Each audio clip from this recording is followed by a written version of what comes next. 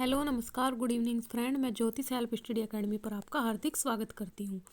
हम पार्ट 1 का डिसीज़ का यानी कि रोगों का अध्ययन कर चुके हैं। अब हमारा आता है पार्ट 2। तो पार्ट 2 को देखेंगे और इसमें रोगों के बारे में डीपली जानेंगे। तो रोगों के दो प्रकार होते हैं, एक होता है संक्रामक और एक होता है अनुवांशिक। तो संक्रामक में क्या आता है? संक्रामक में आता है जो एक व्यक्ति से दूसरे को, दूसरे से तीसरे को इस तरह फैलते रहते हैं। तो ये आ जाता है हमारा संक्रामक रोग में। और अनुवांशिक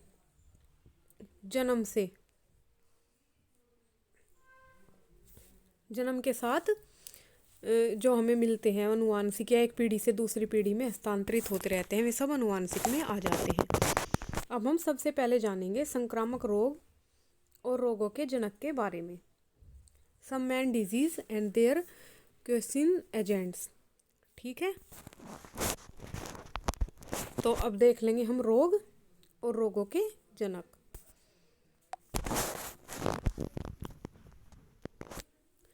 तो सबसे पहले हमारा क्या आता है? सबसे पहले आता है हमारा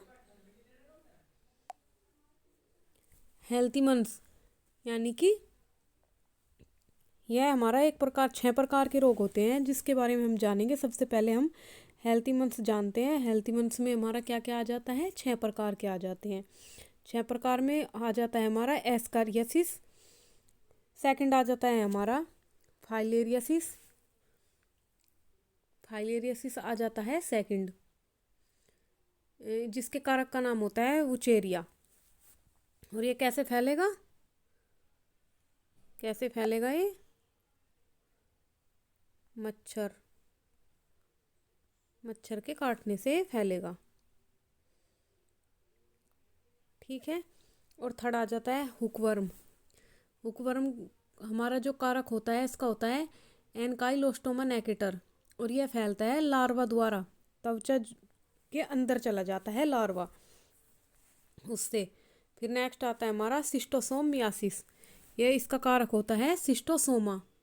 यह भी त्वचा के को भेद कर जो प्रदूषित जल होता है इसके द्वारा फैलता है। फिर नेक्स्ट आ जाता है हमारा पिनवर्म। इसका होता है एंटेरियर ओबिसिस कारक, और यह नाखून के साथ मुख से गुदा से खून आता है, ऐसे फैलता है। और फिर नेक्स्ट आ जाता है हमारा टीनियासिस।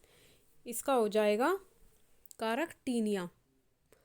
यह फैलता है संक्रमित सुअर का जो आधा कच्चा मांस खा लेते हैं उससे। ठीक है। अब नेक्स्ट देख लेते हैं फली व छिचड़ी द्वारा। यह फैलता है छिंगर रोग, तुंगा फली। और फिर आ जाता है हमारा स्केबिसिस, सार्कोप्टेस माइट द्वारा यह फैलता है। मादा वाहक त्वचा को भेद कर इसके अंदर चले जाते हैं। तो ये जान लिया हमने संक्रामक रोग। अब जानेंगे हम क्या? अनुवांशिक रोग। तो अनुवांशिक में क्या आ जाएगा हमारा? पहले आ जाएगा हमारा पटाऊ सिंड्रोम। इसके क्या सिम्टम्स होते हैं? रोगी मंदबुद्धि रहता है, ऊपर का होठ बीच से कट जाता है। फिर क्या आएगा नेक्स्ट? फिर आएगा विल्सन रोग। इसमें क्या आएगा? शरीर में कॉपर की मात्रा बढ़ जाने से होता है। गुर्दा, आंख, दिमाग पर इसका प्रभाव पड़ता है। और क्या होता है? व्यक्ति कमजोर सा दिखने लगता है। और यह शरीर में ज़्यादा जब कॉपर हो जाता है बॉडी में, तो उसका कॉपर का शरीर में एकत्रित होना इस रोग का कारण बन जाता है। फिर नेक्स्ट क्या आएगा? Turner syndrome. इसमें क्या आएगा? बांझपन, स्त्रियों की अनेक समस्याएं इसमें आ जाती हैं। चलिए नेक्स्ट देखते हैं। फिर आता है हीमोफोलिया। इसके बारे में आप सभी जानते ही होंगे कि हीमोफोलिया क्या है। इसमें आ जाएगा जब रक्त का थक्का नहीं जमता तब हीमोफोलिया होता है। फिर आता है थैलेसीमिया। थैलेसीमिया में क्या आएगा? जब ऑक्सीजन प्रोटीन सामान्य से कम मात्रा में हो, रक्त में शरीर में प्रोटीन कम हो जाती है, तब होता है। फिर आता है क्लाइनफेल्टर सिंड्रोम। इसमें क्या आएगा? पुरुषों में स्त्रियों के लक्षण, स्त्रियों में पुरुषों के लक्षण आ जाएंगे, उल्टे उल्टे यानी विपरीत। तो क्लाइनफेल्टर सिंड्रोम होता है जिसमें मेल के फीमेल में और फीमेल के मेल में। अब हम जानेंगे संक्रामक रोगों में कवक से भी रोग यानी कवकों द्वारा फैलने वाले रोग। तो इसमें क्या आएगा, रिंगवर्म जो ट्राइकोफाइटान द्वारा फैलता है और टीनिया जो ट्राइकोफाइटान द्वारा फैलता है। यह दोनों हमारे इसमें आ जाते हैं। अब हम जानेंगे संक्रामक और आनुवांशिक रोग के बारे में। हम जान चुके हैं 3 प्रकार संक्रामक रोग में हम अध्ययन कर चुके हैं और 6 प्रकार किसमें कर चुके हैं। 6 हम आनुवांशिक रोग के बारे में जान चुके हैं और 3 जान चुके हैं संक्रामक रोगों के बारे में। अब हम जानेंगे जीवाणुओं द्वारा उत्पन्न होने वाले रोग कौन कौन से, यानी जीवाणुओं द्वारा कौन कौन से रोग उत्पन्न होते हैं। तो चलिए इसके द्वारा जान लेते हैं। जैसे कि डिप्थीरिया, सबसे पहले क्या आएगा, सबसे पहले आ जाता है डिप्थीरिया। तो डिप्थीरिया में क्या आएगा, यह कोरोनोबैक्टीरियम डिप्थराई जो कारक होता है उसके द्वारा फैलता है। गंदे हाथों में से जैसा खाना खाते हैं, हाथ नहीं धोते, तो इस तरह फैल जाता है। और इसका लक्षण होता है गले में एक सफ़ेद झिल्ली बन जाती है जो श्वास नली को रोक देती है। फिर तेज बुखार हो जाएगा। उसके बाद फिर क्या होता है, हमारा दिमाग कार्य करना बंद कर देता है।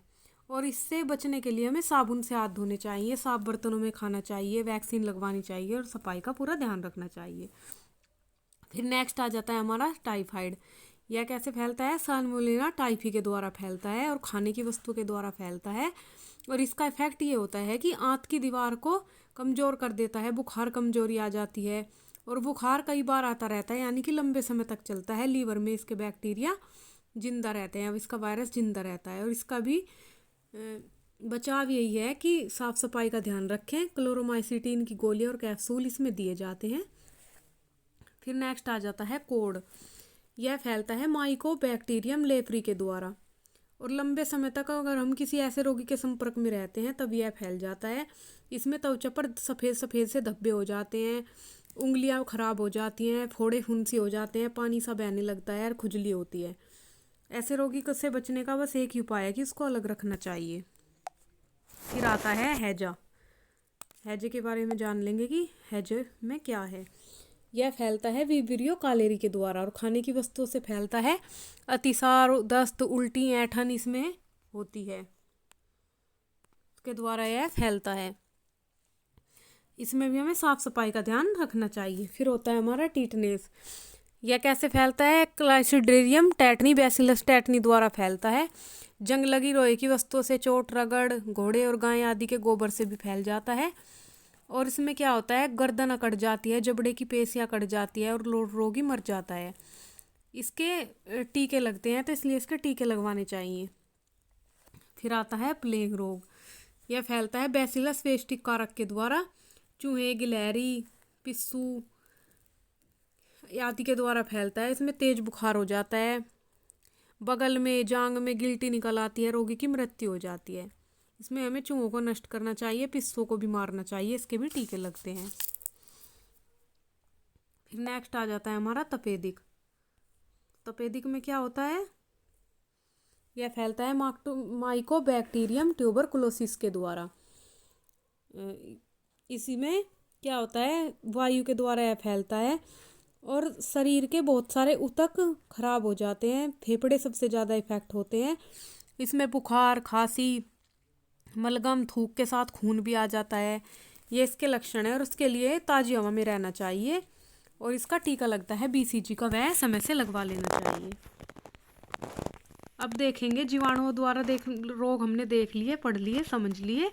अब हम चलेंगे विषाणुओं द्वारा मानव शरीर में उत्पन्न होने वाले रोग, तो उनके बारे में जान लेते हैं। सबसे पहले क्या आता है, सबसे पहले आया है हमारा क्या, बड़ी माता। बड़ी माता के बारे में जान लेंगे।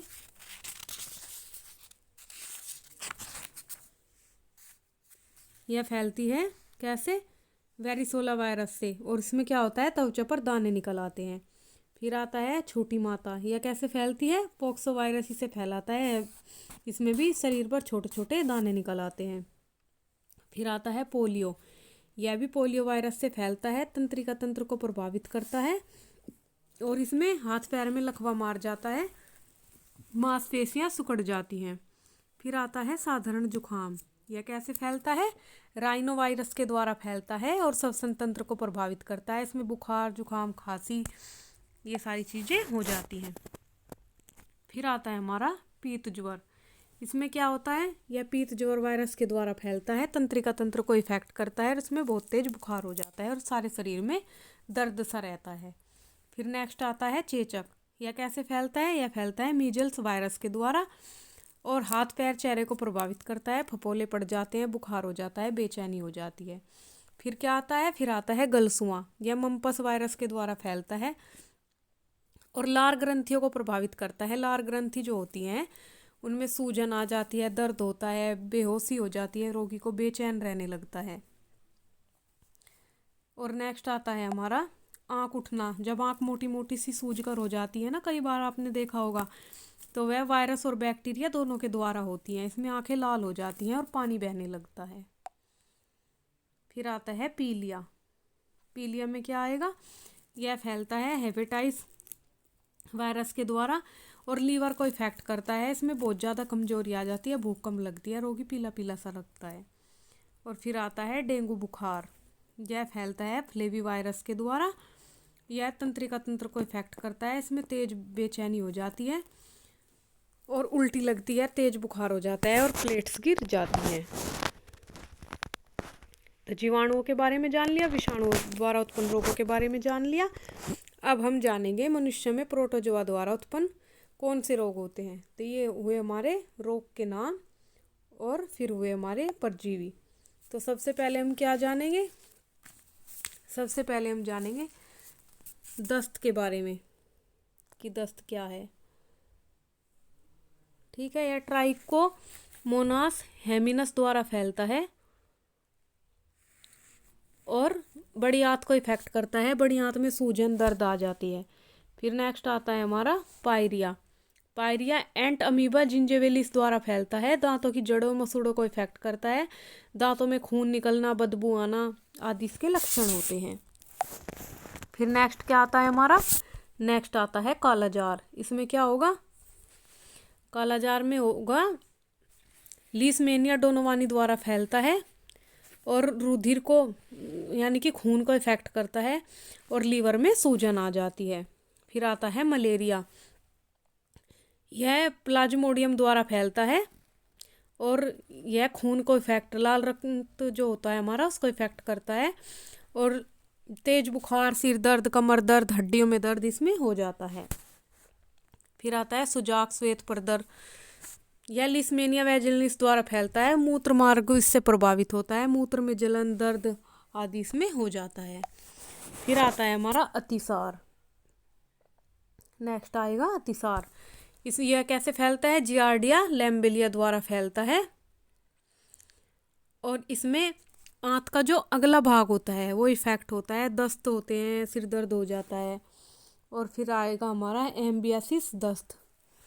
इसमें होगा हमारा एंटामीबा हिस्टोलिका, इसे फैलाने में सहायता करता है, बड़ी आंत को इफेक्ट करता है, कोलन में सूजन आ जाती है, दस्त के साथ खून भी आता है। तो जीवाणु, विषाणु और प्रोटोजोआ तीनों से फैलने वाले रोगों के बारे में हमने जान लिया। अब हम जो महत्वपूर्ण जानकारी है, जो क्वेश्चन है वन लाइनर, उनको देख लेंगे कि उसमें क्या आएगा। देखिए, बीटा प्लास्टर एक प्रकार की औषधि होती है जो हमें हार्ट अटैक से बचाती है। एग्जाम में आ सकता है कि बीटा प्लास्टर औषधि किस काम आती है, तो आपको बताना है हमें हार्ट अटैक से बचाती है। फिर नेक्स्ट है ल्यूकेमिया। एक ऐसा कैंसर होता है जिसमें श्वेत रक्त कोशिकाओं की संख्या में बहुत ज़्यादा बढ़ोतरी हो जाती है। यह एक प्रकार का कैंसर है और इसमें श्वेत रक्त कोशिकाओं की संख्या बहुत ज़्यादा बढ़ जाती है जिससे व्यक्ति रोगग्रस्त हो जाता है। फिर नेक्स्ट आएगा सेरेब्रल पाल्सी। दिमाग की एक कमी होती है जो बच्चों में पाई जाती है। आ सकता है एग्जाम में कि सेरेब्रल पाल्सी कौन सी बीमारी होती है, तो आपको बताना है दिमाग की बीमारी होती है जो बच्चों में पाई जाती है। फिर नेक्स्ट आएगा मलेरिया बुखार की दवाई कुनैन सिनकोना पेड़ की छाल से तैयार की जाती है। ये क्वेश्चन कई बार एग्जाम में आ भी चुका है, आप इसको ध्यान रखेंगे। और घेंगा रोग आयोडीन की कमी से होता है। फिर है गठिया रोग कैसे होता है? तो गठिया रोग कैसे होगा? गठिया रोग होने का कारण यूरिक अम्ल का जमाव होता है कि यूरिक अम्ल यूरिया यानी कि मूत्र में यूरिया बढ़ जाता है तो गठिया रोग हो जाता है। फिर आएगा ब्राइट्स, ऐसा रोग है जो मानव शरीर में गुर्दे को बीमार बना देता है। यानी कि इस रोग में क्या होगा, मानव बॉडी में जो उसकी किडनी होगी वो बेकार हो जाएगी। फिर नेक्स्ट है हमारा कैल्शियम ऑक्सीजनेट के कारण गुर्दे की पथरी हो जाती है, मानव गुर्दे को प्रभावित करती है। तो किस कारण होती है गुर्दे की पथरी? कैल्शियम ऑक्सीजनेट के कारण गुर्दे की पथरी होती है और मानव गुर्दे को प्रभावित करती है। फिर नेक्स्ट है ELISA, इलिसा टेस्ट एड्स की जांच के लिए किया जाता है। आपको बताना है, ये अलग अलग भी आ सकता है कि ELISA टेस्ट एड्स की जांच के लिए किया जाता है। आपसे पूछ सकता है एग्जाम में कि किस लिए किया जाता है। फिर नेक्स्ट आएगा कि सूषण रोग से कौन सा अंग प्रभावित होता है? तो आपको ध्यान रखना है, ये भी बताना है कि सूषण रोग से लीवर प्रभावित होता है। और ये कैसे फैलता है? ज़्यादा शराब पीने से फैलता है। जब मानव शरीर में लैक्टिक अम्ल जमा हो जाता है क्या होता है? तब मांसपेशियों में थकावट आ जाती है। लैक्टिक अम्ल क्या करता है? मानव पेशियों में थकावट उत्पन्न करता है। फिर नेक्स्ट आएगा गंजापन, ऐसा रोग है जो कवकों द्वारा फैलता है। अगर एग्जाम में आ जाता है कि गंजापन कैसा रोग है, या इसे फैलाने में कौन सहायता करता है, तो आपका आंसर होगा कवक। फिर पेसमेकर हृदय गति को नियमित करने का कार्य करता है। फिर नेक्स्ट है ओरल सम्ब्यूकस फाइब्रोसिस बीमारी तंबाकू के सेवन से फैलती है। फिर आएगा पोलियो का टीका सबसे पहले तैयार करने वाले वैज्ञानिक कौन थे? तो आपको बताना है जोनास साल्क ने 1955 में पोलियो का टीका तैयार किया था। आयरन की कमी से कौन सा रोग होता है? आयरन की कमी से एनीमिया रोग होता है। ठीक है। और उसके बाद शुगर ऐसी बीमारी है जिसे हम टीके द्वारा नियंत्रित नहीं कर सकते। रक्त में शर्करा की मात्रा बढ़ जाना इसका एक प्रमुख कारण होती है। यानी कि जब रक्त में शर्करा की मात्रा बढ़ जाती है तो क्या होगा? डायबिटीज हो जाएगी।